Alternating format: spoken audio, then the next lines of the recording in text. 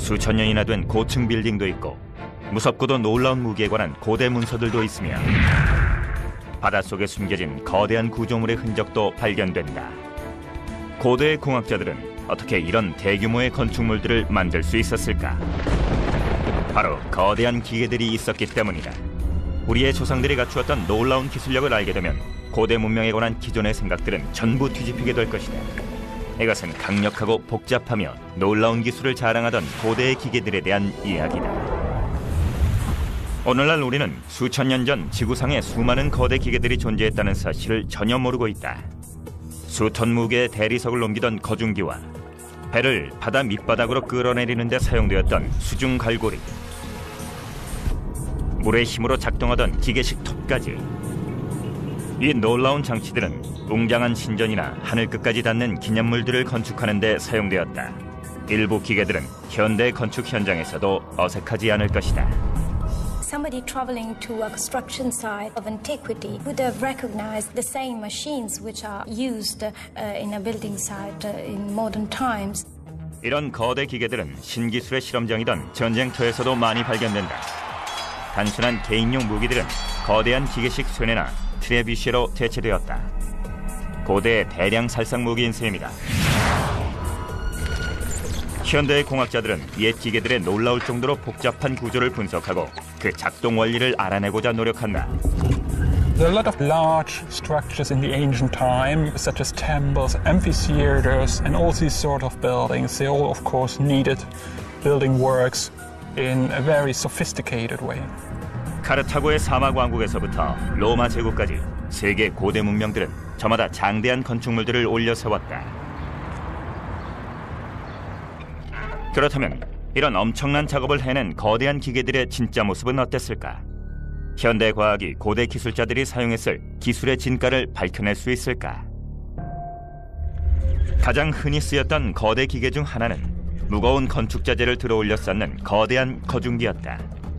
고대의 기록들을 보면 최초의 거중기는 기원전 500년경 페르가몬의 에페소스에 기념물을 세울 때 쓰였다고 한다.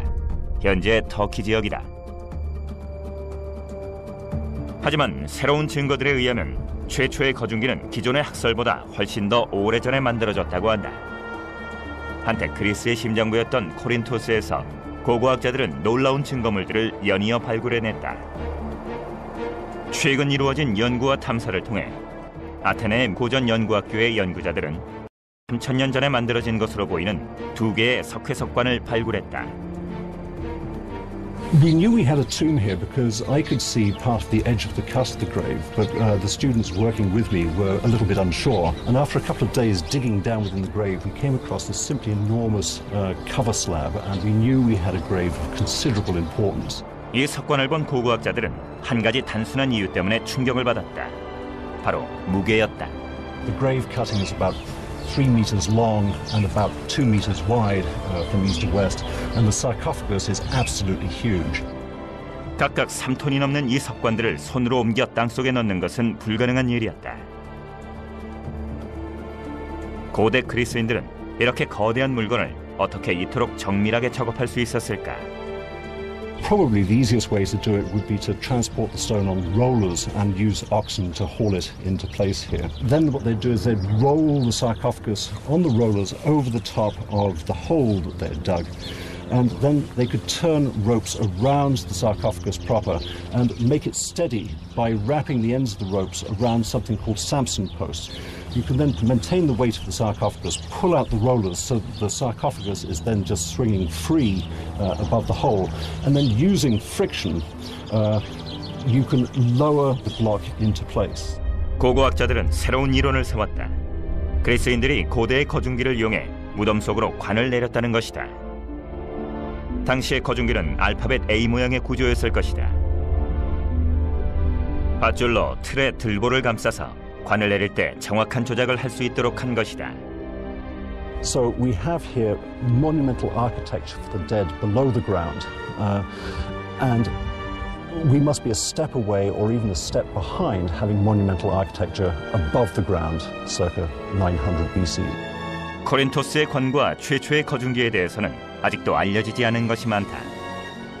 어쩌면 고대의 거대한 기계들은 비밀을 간직한 채 땅속에서 발굴되기를 기다리고 있을지도 모른다. 만약 코린토스의 관이 최초로 거중기가 사용된 현장이었다면 거중기의 복잡한 원리를 이해하는 데에는 천재의 도움이 필요할지도 모른다. 그는 바로 아르키메데스다. 아르키메데스는 기원전 200년경 현대의 시칠리아인 시라쿠사 지역에서 살았다. 그는 발명의 대부라고 불리는 사람이다. 시대를 한참이나 앞선 아이디어로 많은 실험을 했던 성각자였다. 아르키메데스는 오늘날 거중기에서 자동차에 이르는 현대 기계들의 기본이 되는 원리를 발견해냈다. 바로 지뢰의 원리다.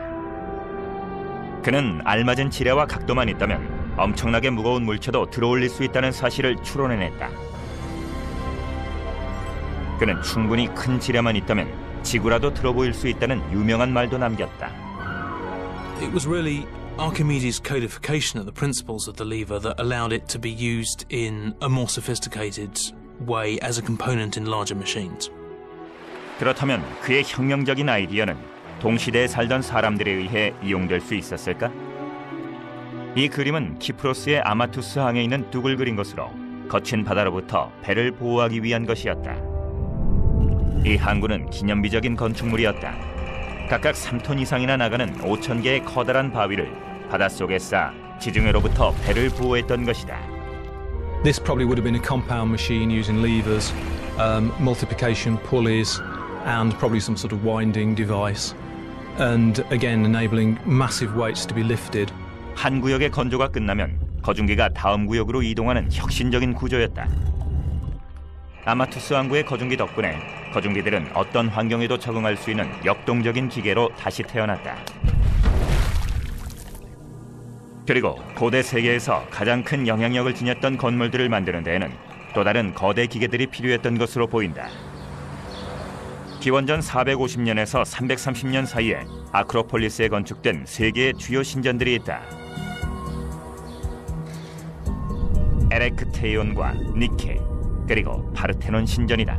The Parthenon combines the unique ancient architecture and higher level of aesthetics that one could find. It has all these little secrets that make all the difference. 이 건물은 고대 그리스의 위대한 성취를 상징하는 작품이다. 아테네의 아크로폴리스 언덕에서 2500년간이나 버텨왔기 때문이다. 그리스 신전에서 드러나는 장인들의 솜씨는 사상 최고 수준을 자랑한다. 거대한 벽돌 하나하나를 손으로 깎고 복잡한 거중기를 통해 정확히 쌓아 올렸다. We know a lot about cranes thanks to direct information left by ancient builders and some representations, depictions, etc. on marble. It was powered by 10 men at most. The crane was 27 meters tall and it had the capacity to move parallel to the building and also to lean towards the building to lift the stone, then horizontally to move the stone and then slowly to lower the stone to the level of positioning. 이 거대 기계의 비밀은 바로 생산성이었다. 당시 거중기는 20톤에 가까운 무게를 들어올릴 수 있었다. 캡스턴 장치 덕분에 일꾼들의 효율은 20배나 상승했고 거중기에 달린 도르래 덕분에 또 3배가 증가했다. 캡스턴과 도르래의 조합을 이용하면 10명의 일꾼으로 600명의 인력과 맞먹을 수 있었다. 실로 엄청난 생산성의 향상이었다. 아테네의 거중기들은 15분에 한 번씩 벽돌을 들어올릴 수 있었다고 한다. 파르테논 신전 공사는 채 10년이 걸리지 않았다. 이는 기자 피라미드가 완공된 시간보다 10배나 빠른 것이다. 어떤 이들은 고대 그리스인들의 놀라운 건축 실력은 현대의 기술로도 따라잡지 못한다고 말한다. 그들의 절단과 연결 방식은 놀라울 정도로 정교하기 때문이다. Nobody knows exactly the secret of a worker. If somebody stopped this procedure, then you lose all the information. Today we are trying to understand how they did it. If you try to pass through the joint, it's impossible to put it inside. It means a perfect technique to match the two marble together. Today it's incredible. 고대에는 세계 각지에서 거중기가 쓰였다는 증거도 있다. 거중기는 서커스를 연상시키는 환상적인 장치로 쓰였다고도 한다. 고대 문서 기록에 따르면 죽은 자의 신탁이라는 장치가 신비주의 의식에 이용되었다고 한다. 놀랍게도 사람들은 환가금료를 마신 뒤 어두운 동굴로 안내되었다. 그 안에서 사제는 오늘날의 마술사처럼 거중기에 매달려 날아다녔다. 당시 사람들에게는 죽은 자의 유령이 날아다니는 것처럼 보였을 것이다. 고대 사람들이 그 정도로 뛰어난 기계를 만들 수 있었을까? 죽은 자의 신탁에 얽힌 비밀이 조만간 벗겨질 것 같지는 않다. 학자들은 고대 문명들이 왜 그리고 어떻게 거중기를 사용했는지를 계속해서 연구하는 중이다. 하지만 이런 거중기의 활용을 절정까지 끌어올렸던 것은 로마인들이었다. 고대 지구상에서 가장 큰 제국을 세웠던 거대 기계들에 얽힌 비밀을 조금이라도 밝힐 수 있게 될 것인가.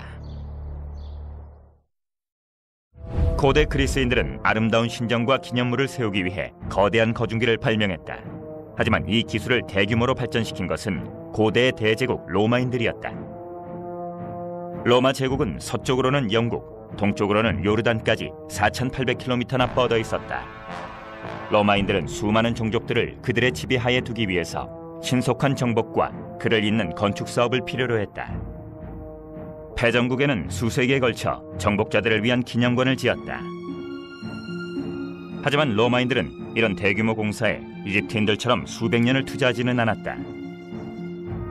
그들은 진보적인 기술이 필요했고 결국 무거운 자재를 빠른 시간 안에 들어올릴 수 있는 거대한 거중기를 발명해냈다. 로마는 천재적인 실력을 갖춘 최고의 건축가를 호출했다. 그는 바로 비트루비우스였다. 그는 고대 거중기로 로마 제국의 거대한 구조물들을 세울 때 유용하게 쓸 몇 가지 디자인들을 고안해냈다. 그의 가장 큰 업적은 거중기의 멋진 성능을 몇 배나 올릴 수 있는 바퀴를 이용했다는 것이다. 바퀴는 안에 5명이 들어가서 걷는 식으로 작동되었다. 대리석을 옮기는 데에는 정교한 기술이 쓰였는데 바로 대리석 한가운데에는 특별히 제작한 구멍이 있어서 이 구멍에 금속 쇠기가 박혔던 것이다. 쇠기 3개가 전부 자리를 잡으면 고정핀이 들어가고 이것으로 대리석을 들어올린다. 대리석 조각 자체의 무게 덕분에 3개의 쇠기만으로도 무게를 지탱할 수 있다. 돌판 밑에 밧줄을 달지 않고 돌덩이를 들어올리는 천재적인 방법이다. 로마의 일부 구조물들도 이 같은 원리를 이용해 만들어졌다. 그중 가장 놀라운 것은 트라이아누스의 기둥이다. 트라이아누스의 기둥은 놀라운 기념물이다. 로마 위로 우뚝 솟은 이 기념물은 복잡한 구조를 갖춘 로마의 건물들에 둘러싸여 있었다. Trajan's the emperor who takes as his ruling name biggest of all, Trajan Optimus Maximus. And if you're going to be the biggest emperor, you have the biggest column monument. 이 거대한 구조물의 높이는 30m로 40톤이나 나가는 원통용 돌들을 섬세한 기술로 하나씩 쌓아 올려 만든 탑이다. Inside that column is a helical stair. Those little slits are windows. So they had to cut each block with the internal staircase and have them perfectly aligned. The stones stay together, they don't shift. And what that takes is calibrating the joints absolutely. 그렇다면 어떤 거중기를 사용해서 이런 엄청난 대공사를 진행했을까? 하테리의 부조라 불리는 로마인들의 장례 문화를 그린 이 부조에는 아주 중요한 정보가 새겨져 있다. 고대 로마에서 거중기가 어떻게 쓰였는지를 엿볼 수 있는 단서를 찾을 수 있다. 로마인들은 5명의 숙련된 일꾼들이 조작하는 오중 도르래 시스템을 이용했다. 이 부조를 통해 고대 로마인들이 당대의 그 어떤 문명보다도 뛰어난 거중기 기술을 갖추고 있었음을 알 수 있다. 트라이아누스의 기둥을 만들었던 로마의 기술자들은 당대 최고의 거중기를 이용했다. 로마가 이집트에서 오벨리스크를 가져올 때 이 강력한 거중기들은 거대한 돌판을 세우는 데 쓰이기도 했다. 아쉽게도 현재는 온전한 상태로 남은 고대의 거중기가 없다. 이런 웅장한 오벨리스크들을 통해 고대의 건축가들이 이용했던 거중기의 비밀을 추측할 수 있을 뿐이다. 하지만 독일에서 진행 중인 프로젝트가 상황을 바꿔놓았다. 몇몇 현대 공학자들이 최초로 고대의 거중기를 재현한 것이다. 우리도 마침내 고대의 거대 거중기의 진면목을 다시 볼 수 있을 것인가. 이 거중기는 재현을 위해 20년 전에 만들어졌다.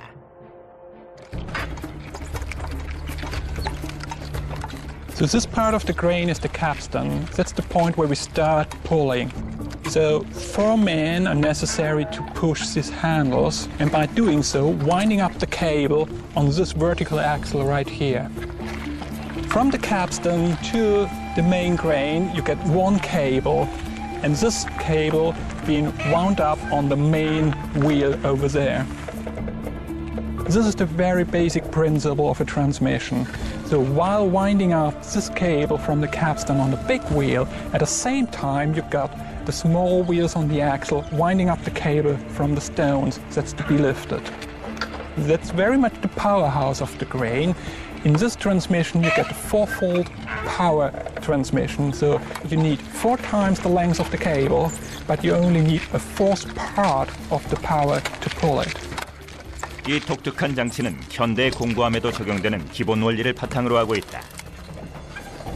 동력은 줄의 길이와 함께 늘어나지만 구동하는 데 들어가는 힘의 크기는 점점 적어지는 것이다. Right here you see a very important feature of lifting up the stone block. This is a block with pulley wheels, and you see a number of pulley wheels down here and another set of pulley wheels up here. We have a sequence of machines lined up. So every time you reduce the power necessary and you increase the length of cable, and you line this up a number of times, and this in the end is very efficient. 크산텐 지역의 거중기는 사람의 힘을 증폭시키기 위해 도르래 기술을 사용했지만 고대인들은 이보다 더 놀라운 비법을 하나 더 감추고 있었다. 그들은 자동으로 돌아가면서 동력을 생산하는 바퀴를 사용하고 있었다. 바로 신개념 거대 기계의 탄생이었다. 프랑스 남부 바르부갈에 있는 고대 방앗간에는 이 뛰어난 기술을 증명하는 놀라운 증거들이 남아있다. 방아를 돌리는 동력은 16개의 물레방아로부터 나온다.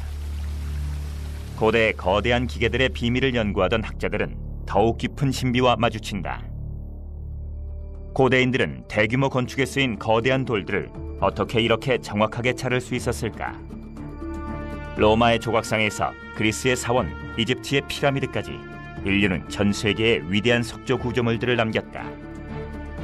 이제 현대 공학자들은 이런 대규모 공사에 동원됐던 거대한 기계들의 단서를 연구하고 있다. 최근 밝혀진 또 하나의 놀라운 사실이 있다. 고대인들은 정말로 기계로 돌아가는 톱을 만들어냈던 것일까? 어느 날 회사가 나에게 묻습니다. 커피 한 잔 드세요. 살면서 다른 사람을 행복하게 해준 적 있나요? 나의 IT 지식이 누군가에게 웃음을, 희망을 줄 수 있다면 난 행복한 지식인 IT 서포터즈입니다. 모두의 IT를 위해 IT를 나눠요. KT.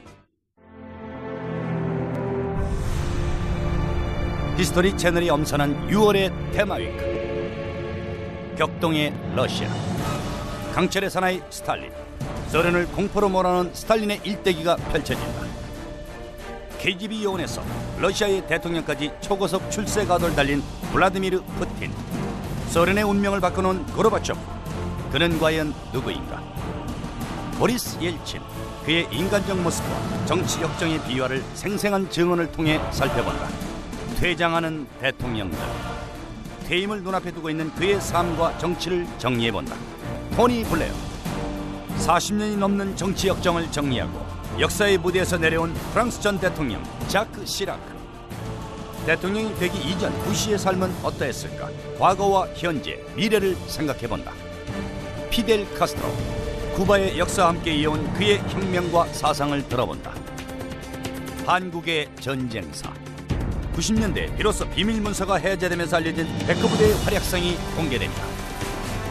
첨단 컴퓨터 그래픽으로 재현한 공중전의 모든 것, 목숨을 건 한판 승부가 한국전쟁을 무대로 펼쳐진다. 분단 비극의 상징 비무장지대, 휴전 이후 50년이 넘은 비무장지대의 반세기를 정리해본다. 밝혀지는 진실, 성서 속 인물들, 논란에 쌓여있는 마리아 막달레나의 진짜 모습은 무엇일까? 오늘날 새롭게 나타나는 증거들을 통해 그녀의 진짜 모습을 밝혀본다. 지혜의 왕 솔로몬, 하지만 잔혹한 폭군이었다는 주장도 있는데 예수를 팔아넘긴 인물로 배신자의 대명사가 된 가롯 유다, 유다의 일생을 새로운 시각으로 바라본다.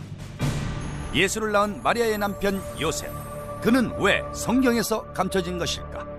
지식을 키우는 채널, 히스토리 채널.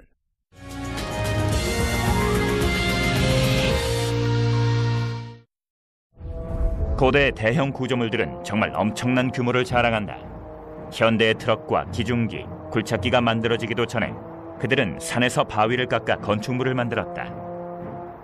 과거에는 이렇게 놀라운 건축물을 세우려면 황소 여러 마리와 수천 명의 인원이 동원됐을 것이라 여겨졌다.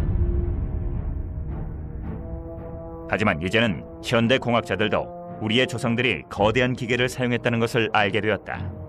그리스의 아크로폴리스까지 운반된 바위는 자유의 여신상의 무게의 20배에 달한다. 하지만 그보다 더 놀라운 것은 로마인들의 공학기술이었다. 로마 제국 국경지대에 있는 레바논에는 남쪽의 바위라는 유적이 있다. 무게가 1200톤이 넘는 이 거대한 오벨리스크는 인간이 만든 석조 구조물 중 최대이다. 고대인들은 이 거대한 바위를 무엇으로 잘랐을까? 또 수천 킬로미터나 떨어진 건설 현장까지는 어떻게 옮겨왔을까? 요르단의 바위들을 자르고 이동하는 과정을 살펴보려면 4만 5천 년 전 이집트로 되돌아가야만 한다. 당시는 전설의 기자 피라미드가 세워지던 시절이다. 약 240만 개의 석회석을 쌓는데 꼬박 100년이 걸렸다. 과연 고대 이집트인들은 어떤 기계를 사용했던 것일까? You see this large mound of brick and debris. It's the remains of a construction ramp that was used to haul the stones that were course by course to build this tower of this gateway. The construction of the tower was never finished, and when the temple was cleared in the 19th and early 20th century, this particular mound was left in place as an example of how this construction technique was carried out. 경사로는 건물 양쪽에 하나씩 만들었다. 양쪽에서 각각 다른 사람들이 동시에 건축을 시작할 수 있게 해주는 구조다. 이집트의 카르나크 사원에서는 고대 사원 건축가들이 사용하던 기술에 대해 더 많은 정보를 얻을 수 있다. Once they piled the stones up for whatever part of the temple they were doing, like this column here, they then would have to cut it to the shape they wanted. So really what they're doing is they're piling up stones and then sculpting the temple. These blocks are going to be cut into a rounded shape, and then it's just a matter of working down from the top and trimming till they get the right dimensions and shape. 수천 톤의 바위를 들어올려 이집트까지 운반할 수 있었던 비밀은 무엇일까? 아스완의 채석장에는 역사적 단서가 남아있다. 바위에 붙은 채 그대로 남아있는 미원의 오벨리스크이다. 작업 중간 과정을 볼 수 있는 거의 유일한 고대 유적이다. 이 대규모 작업은 아래쪽에 균열이 생기면서 급하게 중단되었다. 길이는 40m에 달하고 완성되었더라면 1000톤이나 나갔을 것이다. To remove an obelisk like the unfinished obelisk in Aswan out of the bedding would have been problematic. Even nowadays with the machinery we have and the lifting device we have, it would still represent a very difficult task. Here lies a bit of a mystery of how they did it, but obviously they did it. 그렇다면 이집트 사람들은 거중기도 없이 어떻게 이 돌을 옮겼을까? One suggestion is that they would drag an obelisk up a man-made embankment and then lower it down into a funnel-shaped pit and remove the sand from the bottom, thus allowing the obelisk to slip down into a vertical position before you clear away those ramps. An alternative suggestion is that the obelisk was raised up to 34 degrees and then erected by men pulling on ropes. 하지만 최근의 증거들은 이집트가 우리의 생각보다 훨씬 발달했음을 보여준다. 카르나크의 유적지에서 고고학자들은 놀라운 사실을 발견했다. 현장에서 눈에 띄는 거대한 바위들은 사람의 손이 아니라 기계로 잘려 있었기 때문이다. 이집트인들이 기계식 톱을 발명했던 것일까?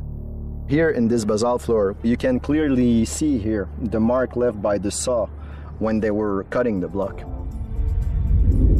채석장에서 거대한 바위들을 잘라내는데 기계적인 힘이 가해졌음을 증명하는 증거들도 존재한다. 하나의 틀로 만들어진 기계가 채석장 한켠에 고정되어 있었으리라는 추측도 나온다. 안쪽에 톱날이 장착된 기계에 크고 묵직한 바위를 놓는 것이다. 놀랍게도 이 기계는 황소 여러 마리의 힘으로 작동되었다. 인간의 설계에 동물의 힘이 더해진 발명품이다. 오늘날 이집트의 채석장에서도 같은 풍경을 볼 수 있다. 여기에서는 수백만 톤의 석회석을 잘라내는데 기계톱을 사용하고 있다. 황소가 디젤 엔진으로 바뀌었을 뿐이다.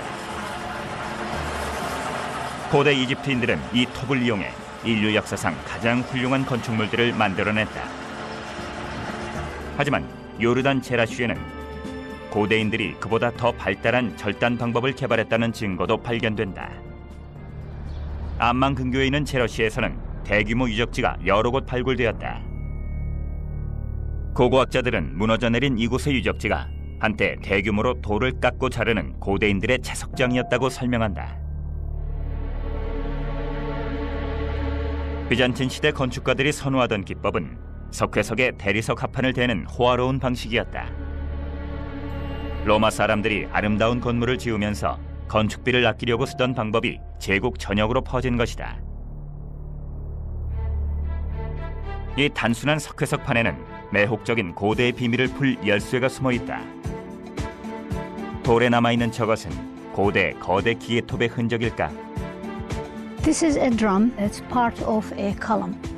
In the Byzantine period, they brought this drum to this workshop to convert it to slabs. It is very perfect, which means it cannot be done by a hand. It is by a machine. 이곳에서 사용됐던 기계를 영상으로 재현해 보았다. 수백 리터의 물이 중앙나무 축에 연결된 물레방아를 돌려서 거대한 칼날을 움직일 수 있는 에너지를 발생시킨다. We know where the wheel was because of the location of the cranks. 이 기계의 원동력이었던 크랭크 축은 두 쌍의 사중 톱날에 연결되어 있었다. 대리석 기둥도 정확히 자를 수 있는 톱날이었다. It works by using abrasive materials like a sand. 모래는 마찰을 일으켜 강철 톱날이 바위 속으로 더 깊이 들어가게 해주었다.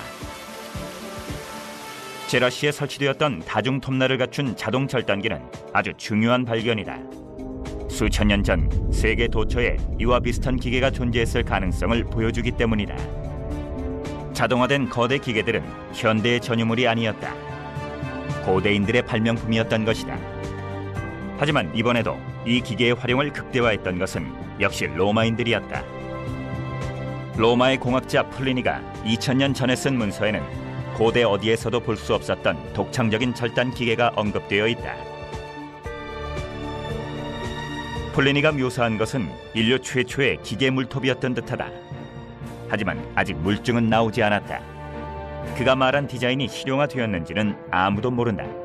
인류 모형 제작자이자 고대 발명품들을 재현하는 전문가 리처드 윈들리의 설명이다. This is a small model I've made which represents one way that this machine could have been put together. The motive power is supplied by the water wheel. The water wheel will rotate and the axle of the wheel is connected to the main drive wheel of the band. It uses the system of abrasion using probably emery sand. The emery will be made into a slurry with water. 당시에는 일꾼이 움직이는 톱날 위에 앉아 진흙물을 조금씩 떨어뜨렸던 것으로 보인다. When the block has been sliced right the way through, the block shifted over and the next cut would then take place. 로마인들이 세운 거대한 석조 건물의 섬세한 조각의 비밀이 모래와 줄, 물로 동력을 만드는 플리니의 고대톱에 숨어있는 것일까? 고대인들은 바위도 가를 수 있는 기술을 연마하면서 전쟁터에서 사람의 몸까지 가를 수 있는 거대 기계를 만들게 되었던 것일까? 그들은 거대한 전쟁 기계들을 만들었다. 도시 하나를 없애버릴 수 있는 기계들과 해군 함대 전체를 가라앉힌 고대의 초강력 무기도 있다.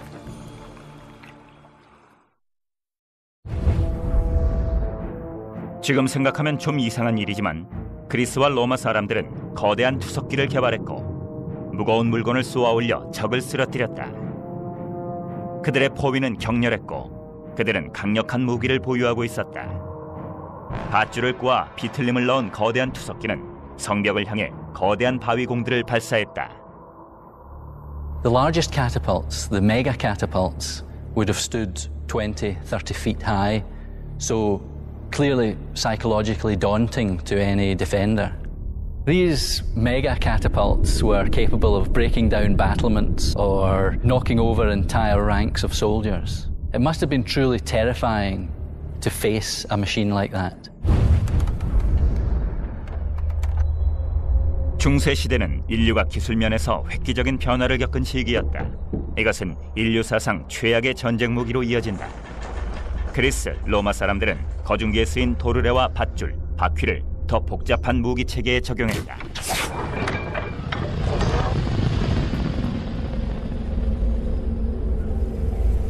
잉글랜드의 워윅성에서 몇 명의 역사학자들과 재현 전문가들이 이런 거대 전쟁 기계들의 복제품을 만들었다. Well, what we've got is a 14th century siege catapult. It's called a trebuchet. It's invented in the 3rd century by the Chinese, and then the technology spread through to the Middle East, where we collected it in around the 11th century when the Europeans went on crusades there. 이 놀라운 기계의 주 엔진은 사람이 걸어서 돌리는 거대한 바퀴다. As they're rotating the wheels, it's rotating our central axle, which is taking in the winch rope, which you can see is connected to the top of the arm there. Now the guys just purely using their leg muscles are winching up that 5.5-ton counterweight. 병사들은 햄스터가 쳇바퀴를 돌리듯 움직인다. 강인한 체력으로 무서운 살상 기계에 힘을 불어넣는 것이다. Right, as the arm's coming down now, I'm getting my trigger ready. All right, slow and hold. And then we quite simply engage the large metal trigger into the ring. 이들은 투석기의 발사용 가로대가 풀려나도록 밧줄을 풀어내야 한다. 장전을 마치자 거대한 기계의 모든 물리적 힘은 공이에 집중된다. As you see now, the wheels going the opposite way around, undoing the rope there to get plenty of slack. 이 단순한 목재 장치에 담긴 위력은 두려울 정도다. We measure energy in what we call joules. A professional baseball pitcher throws the ball with 2 joules of energy. Now, we're not throwing a baseball, we're throwing a 33-pound boulder, and we're throwing that with roughly 100 to 120,000 joules of energy. 이 수치는 1톤 트럭이 시속 100km로 달리다 집에 돌진할 때의 힘과 비슷하다. 이 실험을 위해 제작진은 처음으로 이 막강한 무기의 속도를 시험해보기로 했다. One of our crew has got a police speed camera, the sort of things that you use in radar traps. And when we take the shot, what we're going to do is we're going to try and see how fast the ball accelerates down the tray and see if we can try and record its top speed just before it leaves the machine.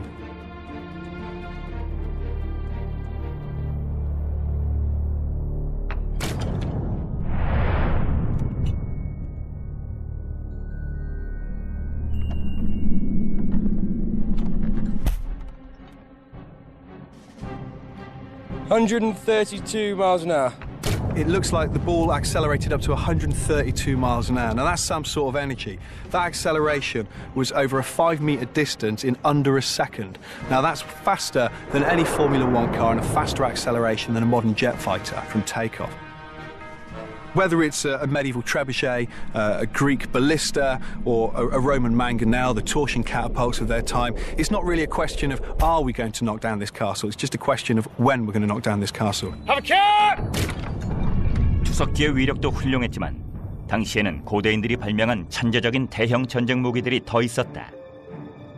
기원전 200년경 시라쿠사 섬에서 아르키메데스는 당시 최강이었던 로마군에 맞서기 위해 다양한 투석기들을 발명했다.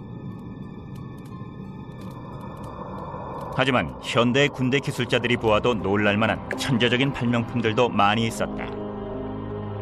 섬이었던 시라쿠사에는 적의 침입에 무방비하게 노출된 곳이 한 군데 있었다. 바로 항구였다.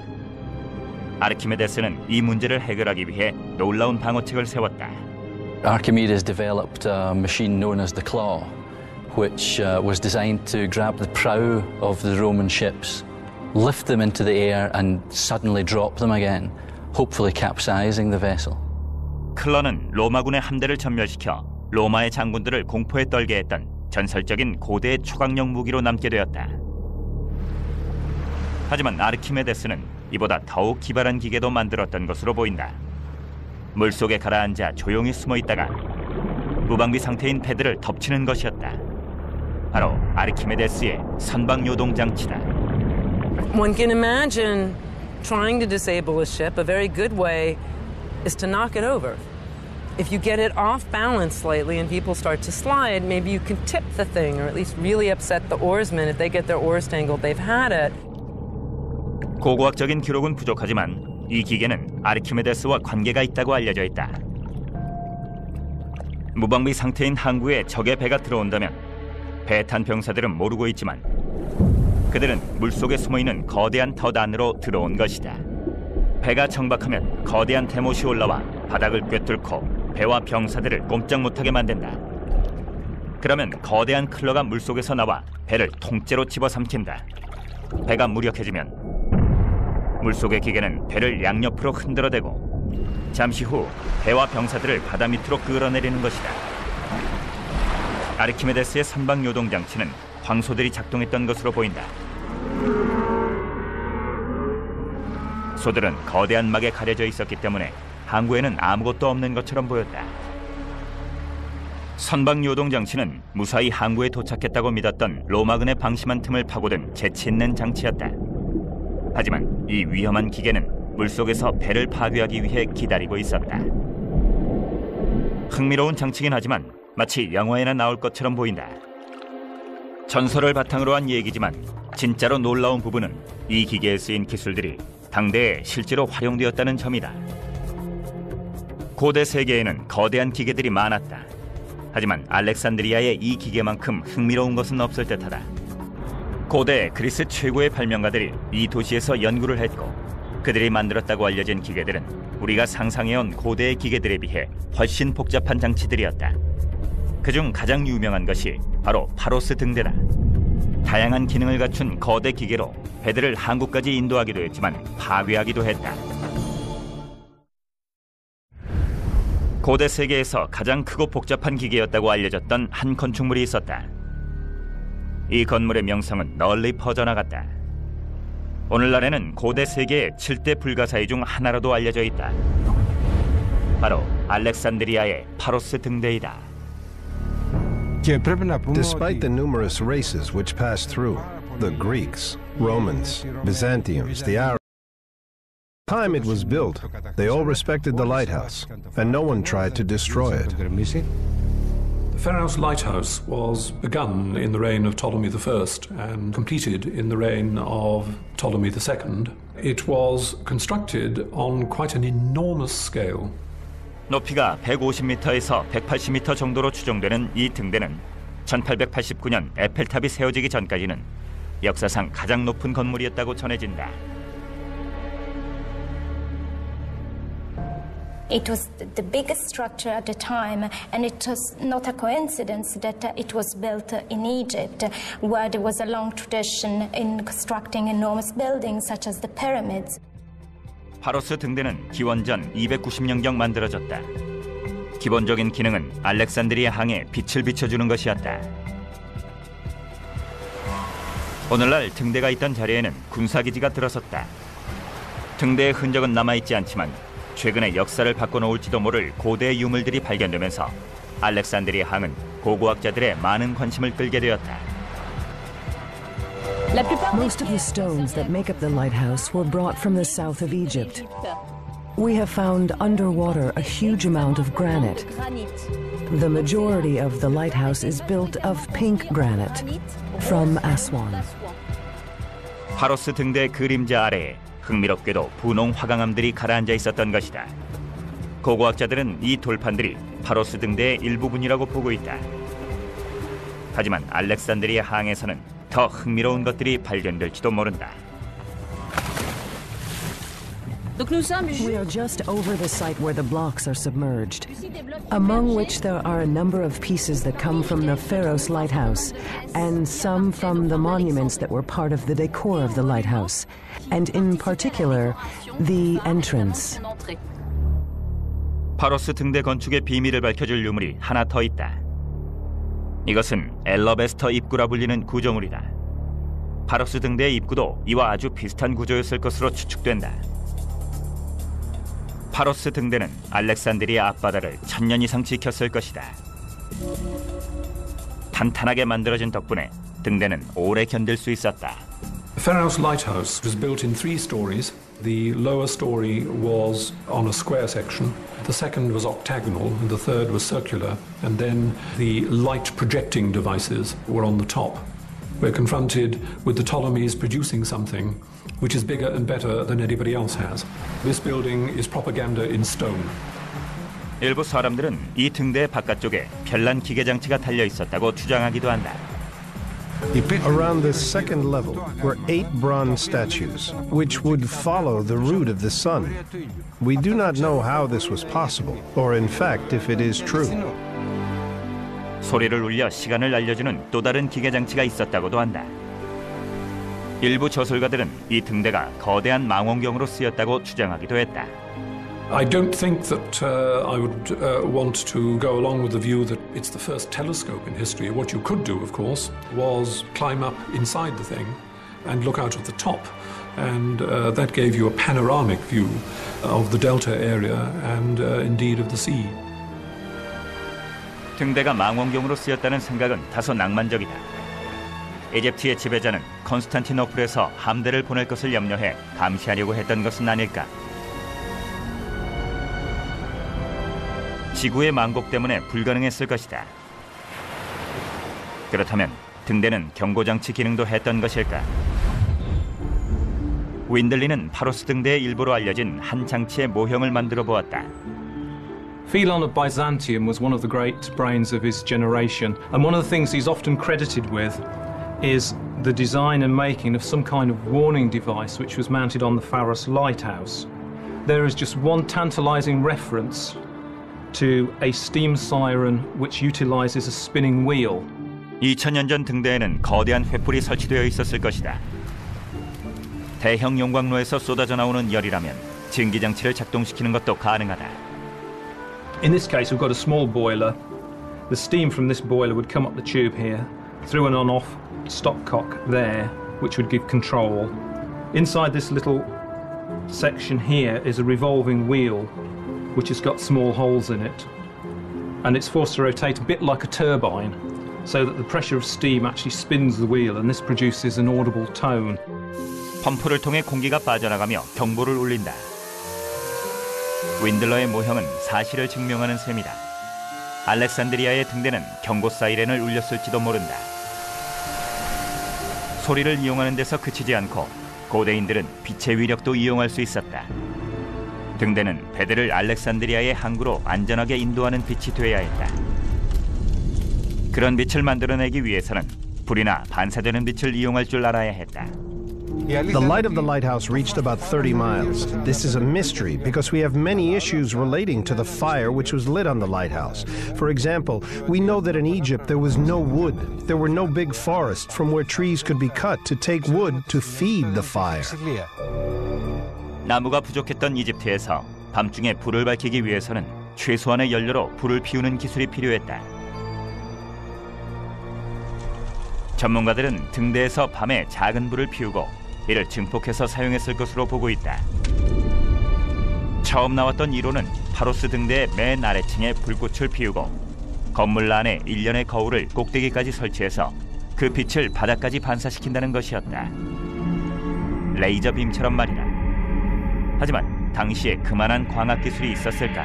Alexandria and Pergamon are actually very important with this. They know how to refract and focus light. They play light games. They know their optics. 두 번째 이론은 불꽃이 등대 꼭대기에서 다시 바다로 반사되었다는 설이다. 고대 문서에 따르면 크리스털이 먼 거리까지 빛을 반사해 버티렸다는 내용도 등장한다. 하지만 낮에는 거울이 태양의 빛을 반사했다고 전해진다. 윈들리는 이 거울 기술을 실험해 보았다. Given the height of the Pharos, this would give the horizon distance of only about 30 miles, which is well within the range of a significant mirror.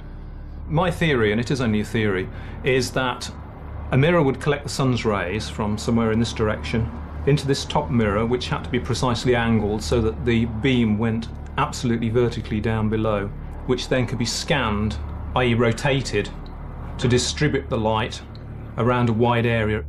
고대인들은 빛의 반사 각도를 정밀한 계산을 통해 맞춰야 했을 것이다. 작은 실수 하나로도 빛은 이어질 수 없다. There's a small cam follower here, which is a lever, and that is connected by these little levers and cams here to achieve the desired angle of the mirror. 하지만 윈들러의 모형이 실험에서 성공을 거둘 수 있을까? Turning the handle now, and here we go. There is the sunbeam being distributed. And we have our lighthouse.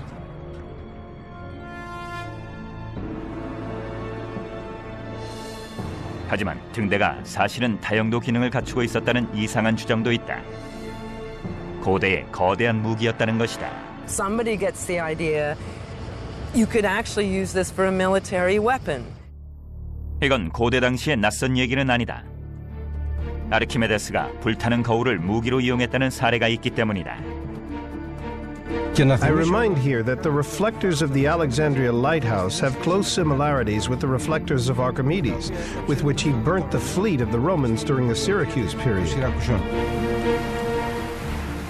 고대의 거울 기술이 얼마나 효과적이었는지는 알려져 있지 않지만 놀라운 것은 파로스 등대가 13세기까지도 당당하게 버티고 있었다는 사실이다. 등대는 1600년이라는 세월을 버티다가 지진으로 인해 무너지고 말았다. 이 등대야말로 진정한 거대 기계였다.